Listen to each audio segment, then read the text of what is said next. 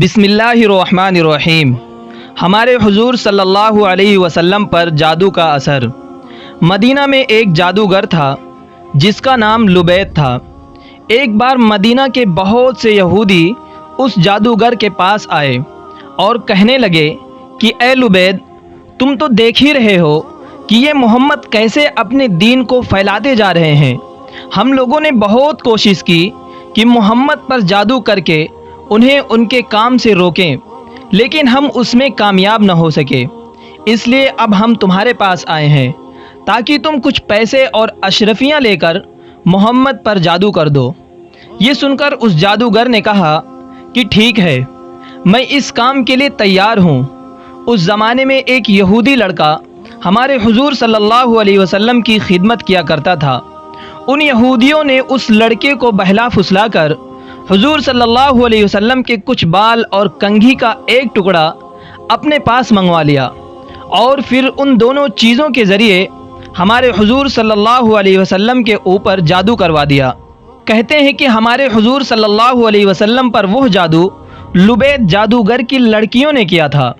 انہوں نے ایک دھاگے میں 11 گاٹھیں باندھی اور ان پر جادو کیا، اور پھر انہیں کھجور کے ایک لکڑی میں رکھ کر دور جنگل کے ایک کنویں میں ڈال دیا۔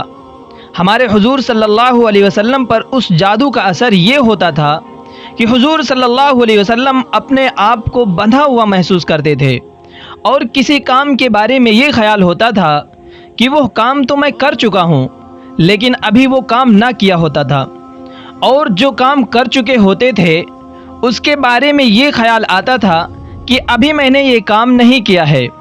لیکن ان سب کے باوجود جادو کا جو اثر تھا وہ بس آپ کے جسم پر ہی ہلکا پھلکا تھا۔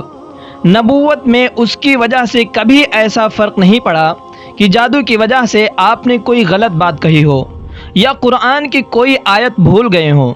ایک بار ہمارے حضور صلی اللہ علیہ وسلم حضرت عائشہ رضی اللہ تعالی عنہا کے گھر پر موجود تھے۔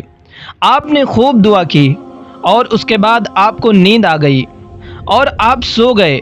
سو کر اٹھے تو حضرت عائشہ رضی اللہ تعالی عنہا سے کہنے لگے کہ عائشہ، اللہ نے ہماری دعا سن لی ہے۔ حضرت عائشہ رضی اللہ تعالی عنہا نے پوچھا کہ کون سی دعا اللہ کے رسول؟ حضور صلی اللہ علیہ وسلم نے فرمایا کہ ابھی خواب میں میرے پاس 2 فرشتے آئے تھے۔ ان میں سے ایک نے دوسرے سے کہا کہ یہ محمد کو کیا ہوا ہے؟ تو دوسرے نے جواب دیا کہ ان پر جادو کیا گیا ہے۔ پہلے فرشتے نے پوچھا کہ کس نے جادو کیا ہے؟ تو دوسرے فرشتے نے جواب دیا کہ مدینہ کے ایک جادوگر نے ان پر جادو کیا ہے۔ پہلے فرشتے نے پوچھا کہ کس چیز پر جادو کیا ہے؟ دوسرے نے جواب دیا کہ ان کی کنگھی اور بالوں پر۔ پہلے والے نے پوچھا کہ وہ کہاں ہیں؟ تو دوسرے فرشتے نے جواب دیا کہ وہ کنگھی اور بال جنگل کے ایک کنویں کے اندر پتھر کے نیچے رکھے ہیں۔ پہلے فرشتے نے پوچھا کہ اب انہیں کیا کرنا چاہیے؟ تو دوسرے نے جواب دیا کہ اس کنویں کا پانی نکال کر اس پتھر کے نیچے سے وہ بال اور کنگھی کا ٹکڑا نکالا جائے تو ان پر سے جادو کا اثر ختم ہو جائے گا۔ پھر حضور صلی اللہ علیہ وسلم نے کچھ صحابہ کرام کو جنگل کے اس کنویں کی طرف بھیجا جس کے بارے میں ہمارے حضور صلی اللہ علیہ وسلم کو خواب میں بتایا گیا تھا کہ اس کنویں میں آپ کے بال اور کنگھی پر جادو کر کے ڈالا گیا ہے۔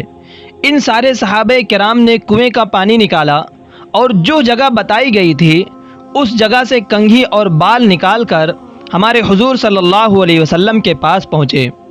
حضرت جبرائیل علیہ السلام نے آ کر ہمارے حضور صلی اللہ علیہ وسلم کو بتایا کہ سورہ فلق اور سورہ ناس پڑھ کر آپ ان میں سے ایک ایک گاٹھ کھولتے جائیں۔